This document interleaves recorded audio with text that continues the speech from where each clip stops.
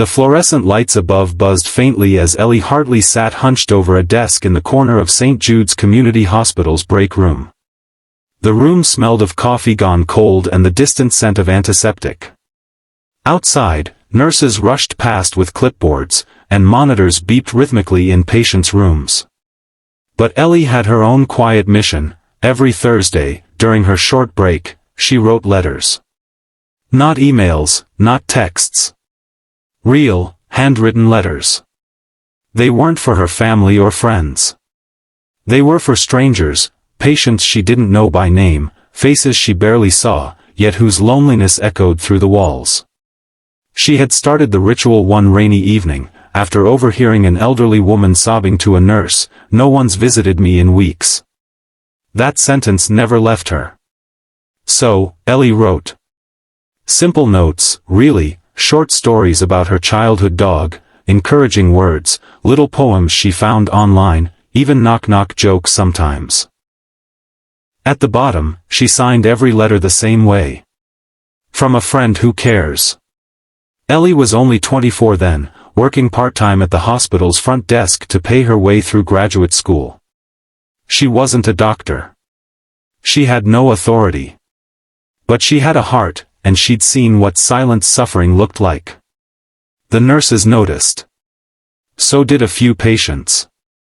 One began asking each week, "Did my mystery friend write today?"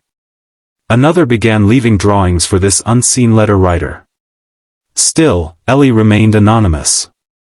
Not for mystery or glory, but because she didn't want anything in return. These weren't pity notes. They were attempts at connection, at reminding someone who was scared, sick, or forgotten that they still mattered. Over time, the hospital began leaving a small box labeled "Letters from a Friend" at the end of the hallway. And soon, patients eagerly checked it like kids on Christmas morning.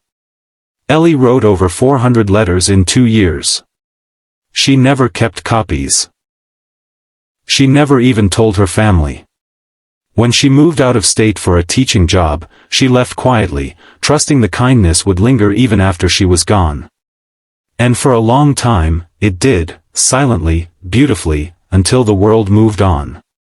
12 years later, Ellie Hartley was 36, a middle school English teacher in Bend, Oregon. Her life was fine. Predictable.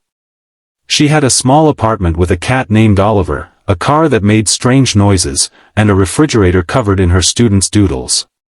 She hadn't thought about those letters in years.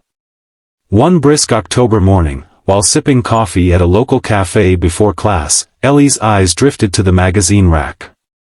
A headline on the cover of American Heart Monthly made her freeze. "The letter that saved my life, and the angel who wrote it." Her coffee nearly spilled as she grabbed the magazine. Her hands shook as she flipped through the pages.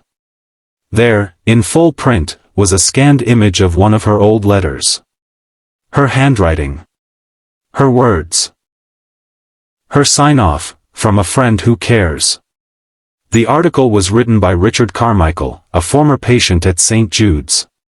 He had been in his early 50s, battling terminal cancer, and had planned to stop treatment.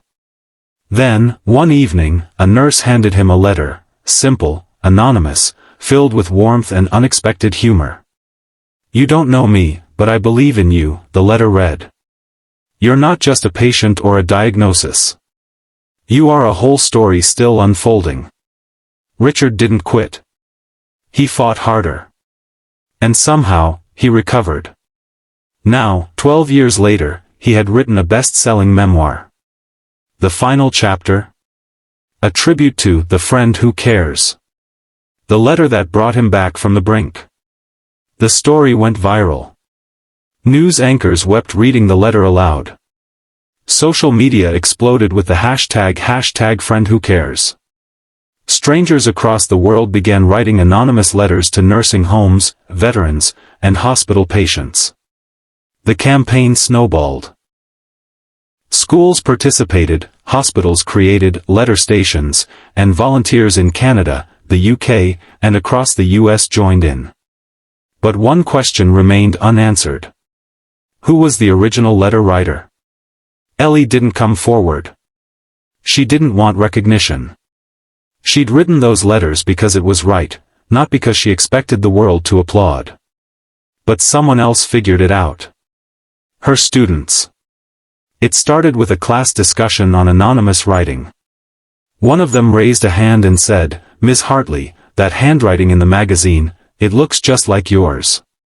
Within a week, her 7th graders made a video.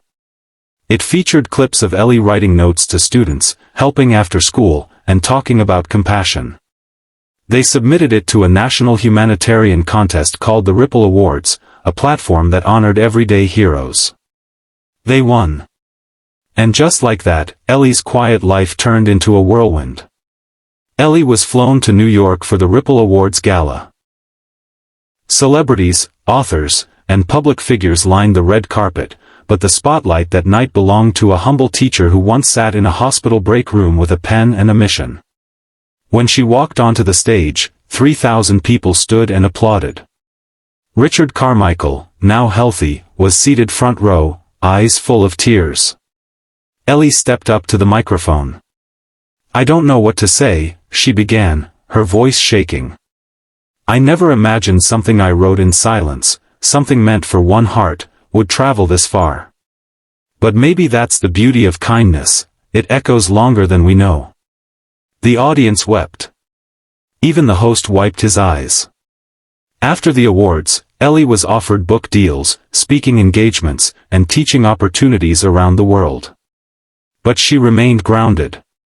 She started a non-profit called the Heartline Project, connecting volunteers with patients through letters, art, and video calls. Hospitals in London, Toronto, Boston, and Los Angeles set up kindness corners, where anyone could write to someone in need. Children in elementary schools wrote weekly letters to elderly pen pals. Isolated patients in hospices found joy again in simple envelopes decorated with stickers and crayon hearts. The world had rediscovered a forgotten truth. Words have power. Kindness costs nothing. And the smallest act can change a life. Ellie still teaches. She still writes letters, though now, they travel much farther. Her students call her Ms. Hart, but many know her by another name, the friend who cares. In her home office, above her writing desk, hangs a framed copy of the very first letter she ever wrote at St. Jude's. Yellowed, creased, and now famous. It reads, "You're not alone. You're never forgotten. This world is better because you are here." And at the bottom, in neat cursive, "From a friend who cares." So if you've ever wondered whether your words matter, if you've questioned whether a small act of kindness can truly make a difference, remember Ellie Hartley. And remember this. The softest voice can echo the loudest. And sometimes, a single letter can change the world.